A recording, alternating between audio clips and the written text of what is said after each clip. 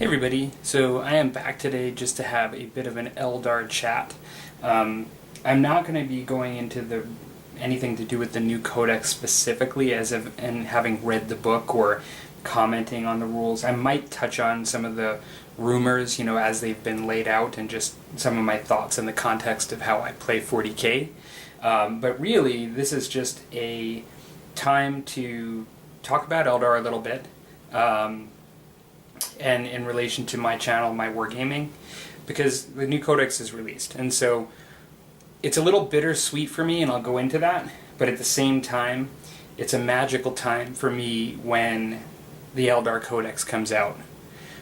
Partly it's because it's my core army. Now this video, it may have a lot to do with Eldar, but at the same time, it's also for anyone that has a core army in any wargame, particularly 40k, where you start with one.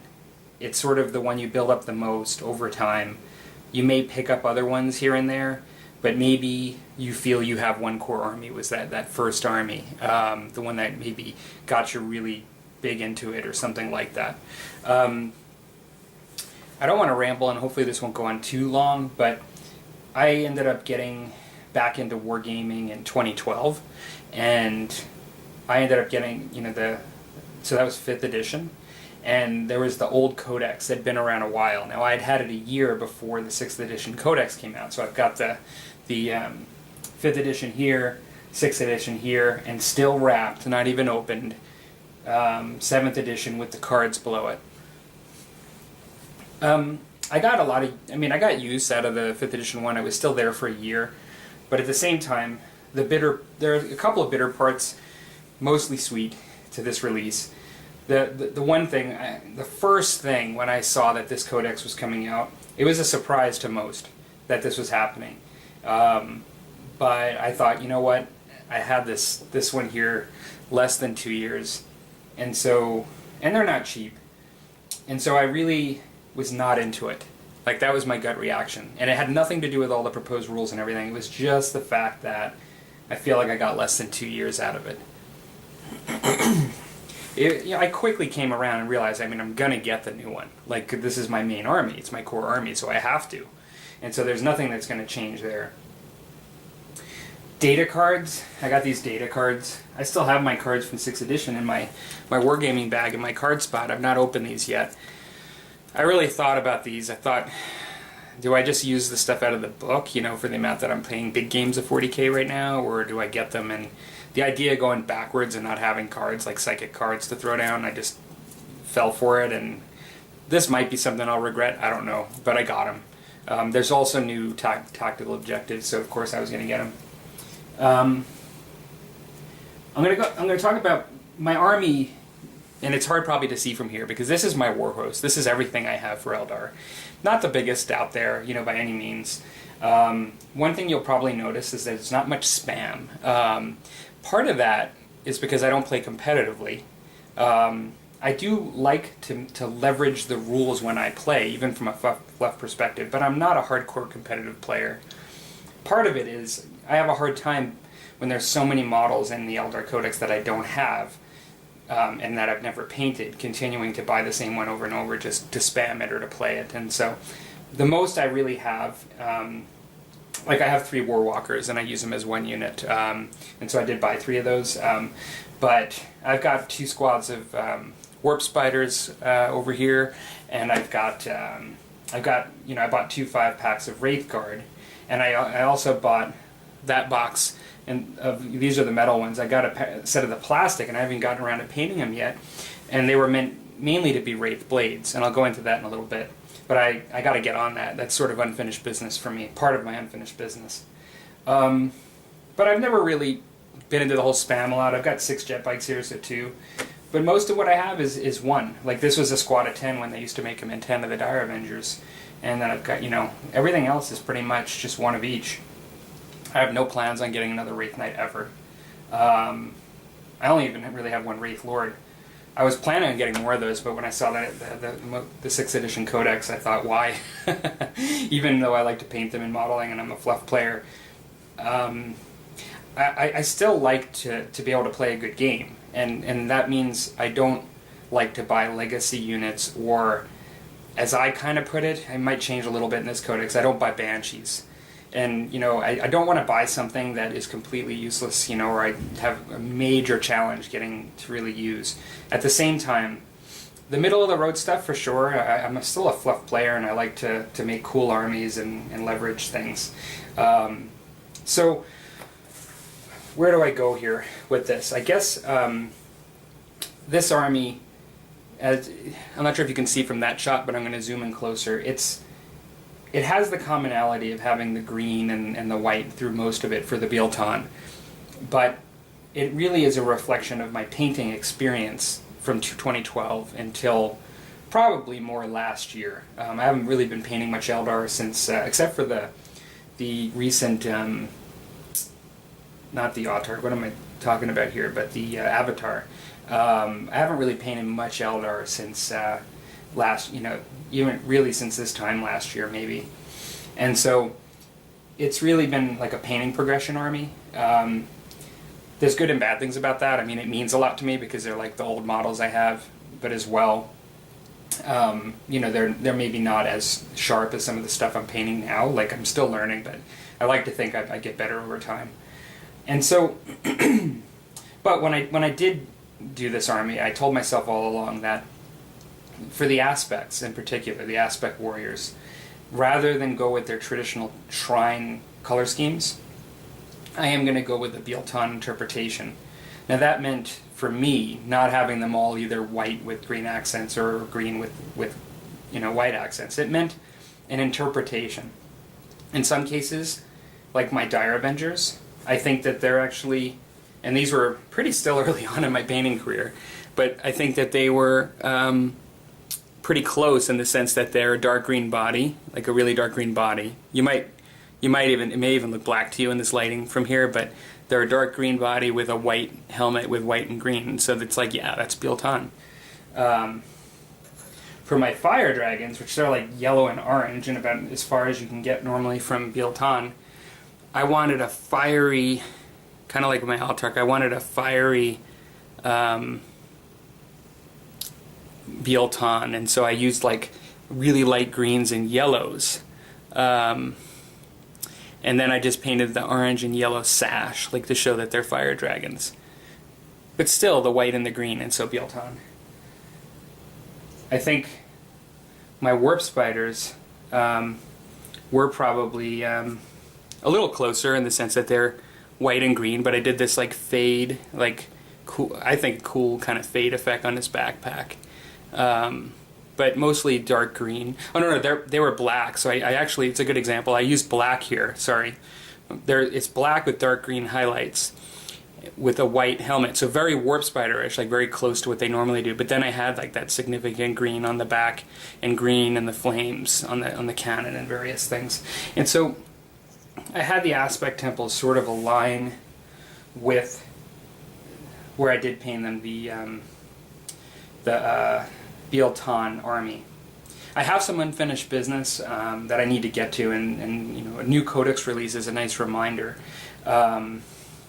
I never painted up really my striking scorpions. I just did a green primer, and so all that is a green army painter primer. And so I'd like to field some striking scorpions. So I'm going to be painting those up. They're old metal ones that I bought used and painted up towards the beginning. And then I have these things here, you know, the newer ones, which are really cool models. The reason I didn't really paint these up is I moved on to other things, and I didn't really, for the typical 40K, I didn't see a strong need for them, you know, because I wanted to buy them for Wraith Blades, and I didn't see a strong need for them at the time. And so, and then, I'll be honest, I saw the amount of options on the arms, and I just kind of thought, well, initially I was like, I'm going to have to magnetize everything. And I'm not really big on magnetization. I do it where needed, but I don't really enjoy it. It's not something, if I can have, like, if there's two options, and if I can justify one and not do the magnetization, I probably wouldn't. But then I sort of started playing Kill Team, and I reconciled the fact that these would be good as bodyguards, because I could just take one, like put them next to folks, and they'd be really cool in Kill Team, like to be creative with them. And so I thought, I got to think about doing those. And I thought, well, you know what? I don't know what I want to do, the hammer or the swords for the Wraith Blades, but I'm just going to do those, and I'm just going to not worry about the shooty stuff. I'm just going to minimize the amount of magnets I got to fiddle with. Just do that. Well, my understanding is now there are war hosts or formations in the new Codex. I'm actually I'm pleased at some of that. It means that I saw that for the Wraith host, I'm going to need 3 units of Wraith Guards, and so I actually, if I want to do any, because I don't have like a lot of spam or multiple things, like I only have 1 unit of Guardians, I would like to get some more Guardians just because I'm a Biel player and I'd like to have more than 1 unit. I'd like to actually paint up those guys and actually magnetize everything now, just because I can do the Wraith host if I do it. I can still use them as Wraith Blades, or I can use them with my squad of 10 I already have here. I think I'm going to paint them as white though, like my Wraith Knight, because I actually like, as I've progressed over time, I guess I like the dark green, and I'm just going to zoom in a little bit here so you guys can see. I'm actually like hugging the wall here to get all this stuff in, but oh. Those are my Wraith Guard with the Spirit Seer there. They're like a dark green with a muted light gray sort of head. I kind of like the look of my Wraith Knight with the white and the black contrast. And I've been going like for colors like my jet bikes now, with the high white contrast with the green, and then you can see my Falcon there. And so I think I'm going to be moving a lot towards that. And I might, you know, just, even though they're the same unit, I might actually paint up my Wraith Blades or extra Wraith Guard as white. I don't know. But I'm moving on, and I'm kind of shifting and going because I've got lots of thoughts. This is my Falcon. I painted it after my 1 Wave Serpent, and you heard that correct, 1 Wave Serpent. 6th edition did not make me buy more Wave Serpents because I'm not a competitive player. Now, I actually spent some more time in my painting. I liked the way my Falcon came out even better than my Wave Serpent, which is a bit more of a muted green. It was one of my first vehicles ever painted. Not my best model. Now that the Falcon seems to be, from what people are saying, more useful, you can take it into formation. There's no way I'm buying 2 more Falcons so I can do this Falcon formation for GW, like to be in alignment with their rules for this particular codex. I'm not buying another Falcon. I might actually buy another Wave Serpent, even though they've been decreased, like a little bit, and is from what I hear, in their shield. They're a very useful unit. They're the standard transport, and it was one of the first ones I did. I'd probably like to take another shot at it. I wouldn't mind having another one of those and another set of Guardians. I'm not letting the Codex determine what I get exactly. To some degree, I don't have any of these support platform batteries that you need in most of these formations, so I may pick up one of those. I may pick up a Viper, because I don't have a Viper and you can use it in those formations. I'll likely just try out and get some of the new jet bikes at one point, just because they're cool models. I only have 6 of these, and that would allow me to do some jet biking, focus on my armies. But for sure, I think I'm going to be painting up the stuff I already have. That makes sense, like my Wraith Guard that I've not finished. And then there's these aspect hosts, which apparently the new Codex actually allows you to do benefits, for having your aspect warriors. And this is Biel, which, for those of you that know the fluff, around the Eldar Craftworlds, Biel, it was considered to be the one with the most aspect warriors. A lot of my aspects that are here were stuff I either painted in the beginning of my career painting or unfinished. These Banshees, when I first started my channel, if you go back to the earliest videos, I think these Banshees are one of the first things that I did. They almost look kind of stone rather than white, because I use quick shade. But they're kind of white and green, but they're not my favorites, and I've never used them really, because I didn't even finish the bases on them. And then I have my Striking Scorpions. But I definitely could see myself doing, I don't know if they have a formation for Warp Spiders. I don't think they do from what I heard, but I know they do have one for Dire Avengers, and I may look into that. I don't have 15 Dire Avengers. I'm not sure how much you need. I don't have 3 squads of Dire Avengers, but I may look into that. So I think I think that I really wish in some ways what I was hearing for this codex was what we got in the last codex. Wish. I mean, I know whatever. Does it really matter? But I really like the fact that they're focusing on the aspects again. The formations, they seem to be a bit of a model grab, like get you to buy, bigger armies, to do these things. But I like the idea of them, particularly the Wraith one.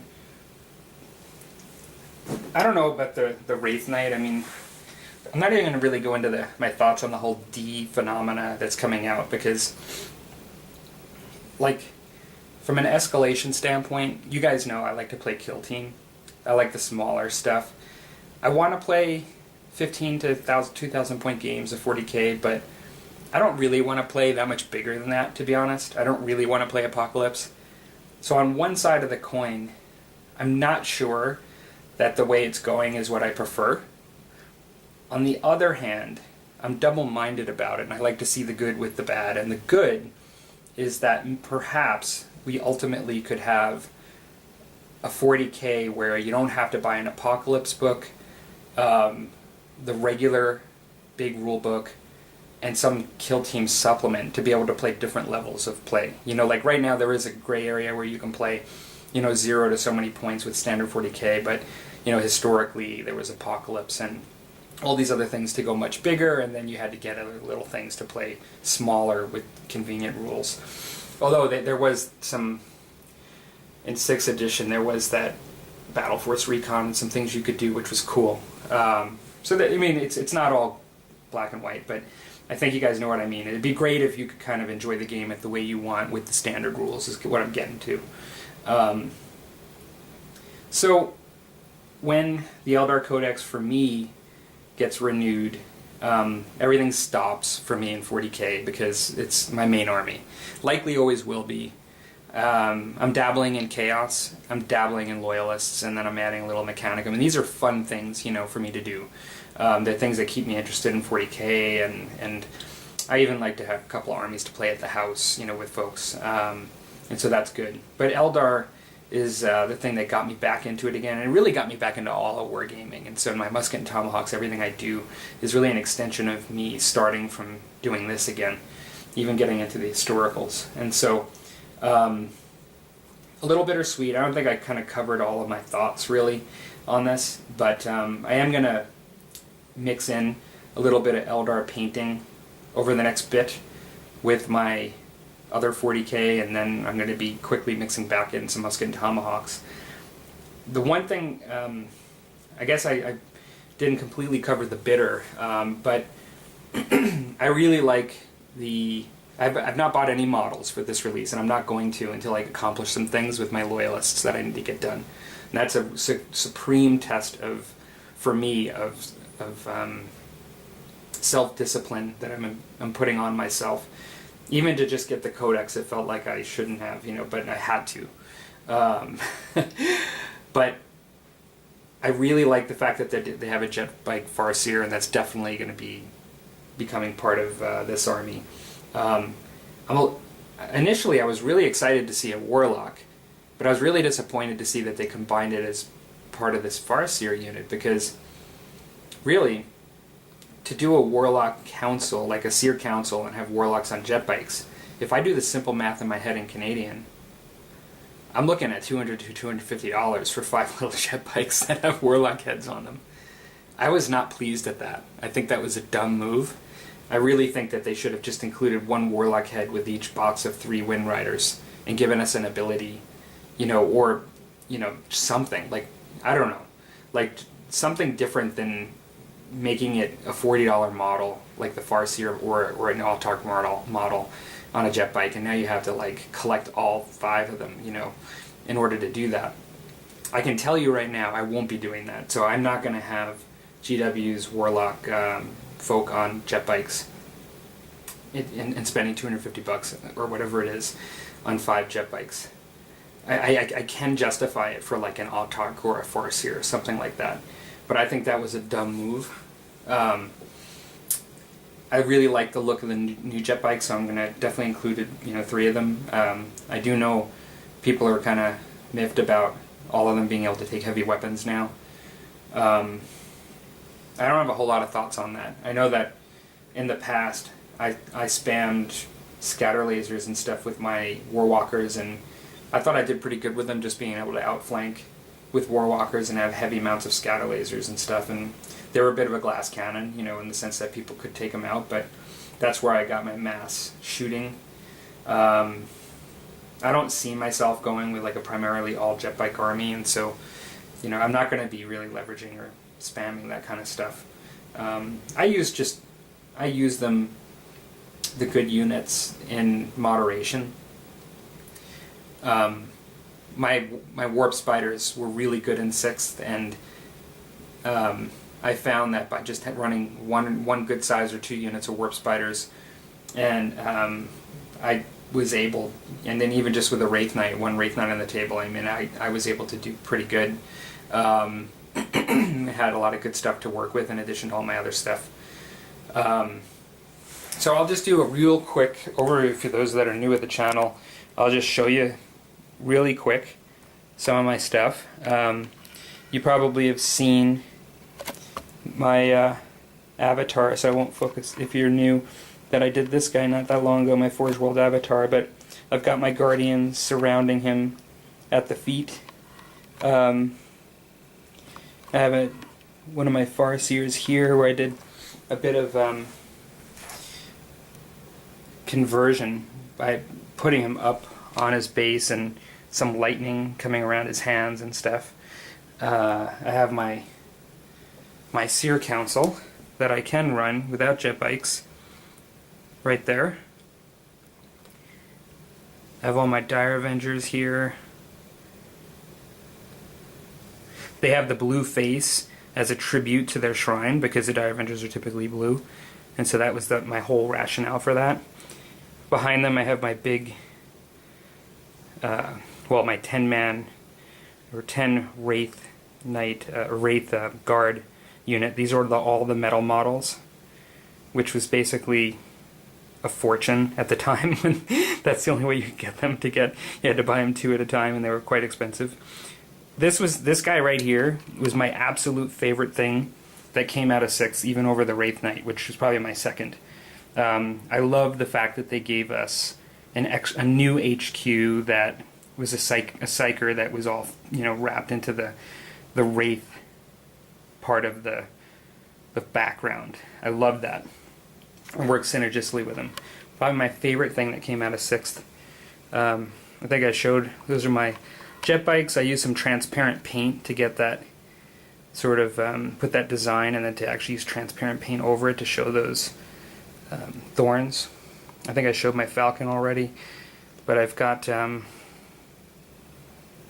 Warwalkers here, which were heavily used things, and you might be able to see what I was talking about, because I think at least on the view screen it looked kind of darker, but those are my Dire Avengers.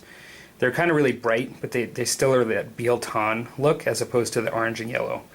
And I gave them the orange and the yellow as just sort of a tribute to their shrine. They haven't forgotten where their allegiances are, all their allegiances are. I've got a bit of an avatar, an Autark. I'm reversing it, calling the Autark the Avatar and the Avatar the Autark. He's the guy with the warps. He's a metal model, and he's with the warp warp spider backpack, warp jump generator. And I don't know if I focused in on him, but that's my big guy. Quite happy with how I did him. He was a lot of fun to paint. I've got an Orc War Boss at his feet, and I actually did a conversion on that too. I kind of broke his head off and made him kind of his neck leaning back, and he's screaming like in his death throes. So one of the reasons I got into Eldar was my fond memories of the Wraith Lords. I always thought they were really cool. I guess I have my one required Wraith Lord for the Wraith list that they're talking about. But yeah, I guess that's it. That's my war host. I will be adding a bit to it. It's not going to be that much. I'm going to just read the Codex first and just align my painting needs and needs to stay with the background and what I want to do with the army with still keeping it usable. I'm not getting any more banshees, I guess is what I'm saying. And that's just an expression. I hope you guys, for those of you that have Eldar, I hope you guys are enjoying this time reading the Codex. And for those of you that are just watching just to watch, thanks for watching, and take care and enjoy the rest of the weekend.